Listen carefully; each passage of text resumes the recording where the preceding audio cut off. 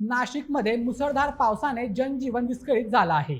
सलग सुरू असलेल्या पावसामुळे गोदावरी नदीच्या पाणी पातळीत मोठी वाढ झाली असून शहरातील अनेक सखल भागांमध्ये पाणी साचलंय। दुतोंड्या मारुती मंदिर परिसरात तर कमरे एवढं पाणी साचल्याचं पाहायला मिळतंय। पावसाचा जोर कायम असल्यामुळे गंगापूर धरणातून पाण्याचा विसर्ग वाढवण्यात आला आहे। त्यामुळे गोदावरी नदीकाठच्या नागरिकांना आणि व्यापाऱ्यांना सतर्क राहण्याच्या सूचना प्रशासनाने दिल्या आहेत। नदीकाठी अनावश्यक गर्दी करू नका, तसेच सुरक्षित ठिकाणी राहा असं आवाहनही करण्यात आलंय। दरम्यान त्र्यंबकेश्वरमध्येही पावसामुळे मोठा अपघात घडला। जोरदार वाऱ्यामुळे काही पत्रे उडून 3 भाविक जखमी झाले।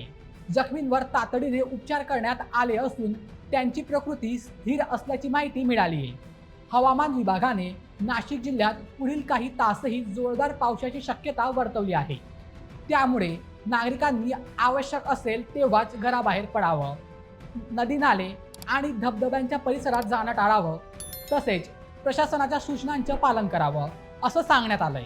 एकूणच नाशिकमध्ये पावसाचा जोर अद्याप कायम असून गोदावरी नदीची पाणी पातळी, गंगापूर धरणातून सुरू असलेला विसर्ग आणि त्र्यंबकेश्वर मधील घटना पाहता प्रशासन सतर्क आहे। तुमच्या भागातही जोरदार पाऊस सुरू आहे का? तुमच्या परिसरातील परिस्थिती कमेंट्समध्ये नक्की सांगा आणि अशा व्हिडिओसाठी आपल्या बोलमेटच्या YouTube चॅनलला सबस्क्राईब करायला विसरू नका। धन्यवाद।